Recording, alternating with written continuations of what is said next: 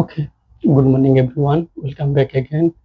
So আজকে যে topic হতে যাচ্ছে এটা হলো full details of food temperature. So আমরা জানবো যে যে খাওয়া আছে, খানার ফুড যেগুলো আছে, ফুডগুলোর টেম্পারেচার মিনস কোল্ড ফুড হতে পারে, হট ফুড হতে পারে, সবের টেম্পারেচার আজকে আমরা জানার চেষ্টা করব। চলো জানা যাক। তো আমি অলরেডি লিখে রাখছি এখানে ভিডিওটা একটু শর্ট হওয়ার জন্য। সো চিল্লার টেম্পারেচার হলো below 5 degree Celsius, freezer temperature হলো -80 degree Celsius, cooking and reheating temperature হলো below above 75 degree Celsius, hot holding temperature যেটা হলো এটা হলো above 63 degree Celsius, and boiling temperature যেটা হলো এটা হলো 100 ডিগ্রি সেলসিয়াস। ঠিক আছে। সো এই যে চিল্লার টেম্পারেচার যেটা আছে বিলো 5 ডিগ্রি সেলসিয়াস, এটা থাকলে এটার মধ্যে মিনোজোর ব্যাকটেরিয়া ভাইরাস যেগুলো আছে,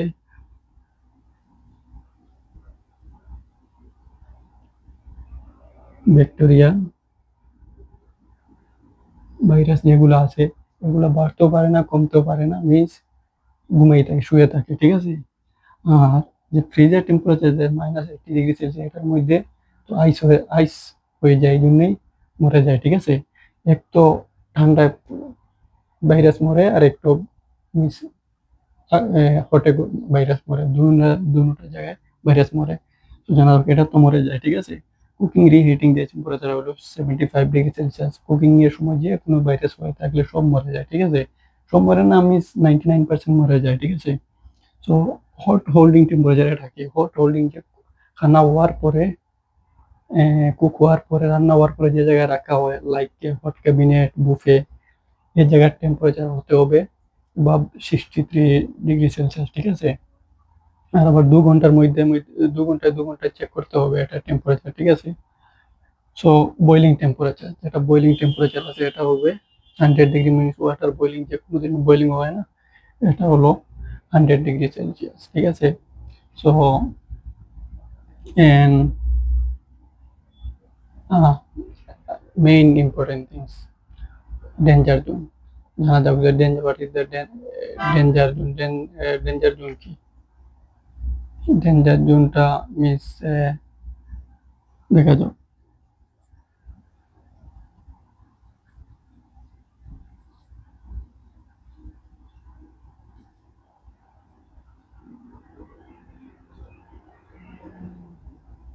হ্যাঁ, এটা হলো danger zone, 5 degree Celsius to 63 degree Celsius. এর মধ্যে আবার যদি যে কোনো ধরনের খানা থাকে, কোল্ড বলো হট বলো, এটা যদি খাওয়া মিন্স কেউ যদি খায়, এর ফুড পয়জন হওয়ার সম্ভাবনা থাকে। মিন্স লাইক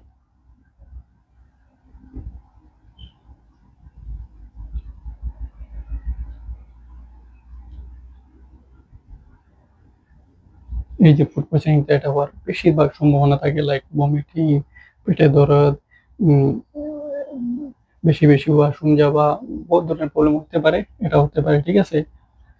সো আরেকটা জিনিস, আবার যারা যে মিস বাইরে আসার জন্য চেষ্টা করতেছো, আবার কান্ট্রির জন্য আবার চেষ্টা করতেছো, ওর জবের জন্য চেষ্টা করতেছো, if you know those are things, you will be selected 100% without any doubt. Okay.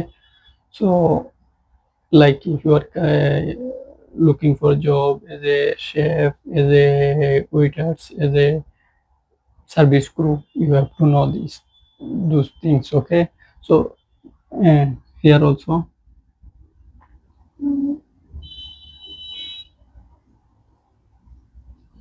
HACCP, Hazard Analysis Critical Control Point, H Hazard, A Analysis, CA Control, CA Critical, A Point, Hazard Analysis Critical Control Point. Okay.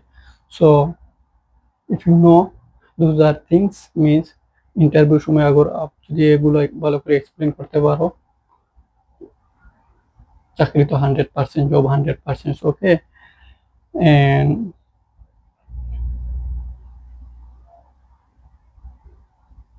Danger zone हो गया virus Victoria.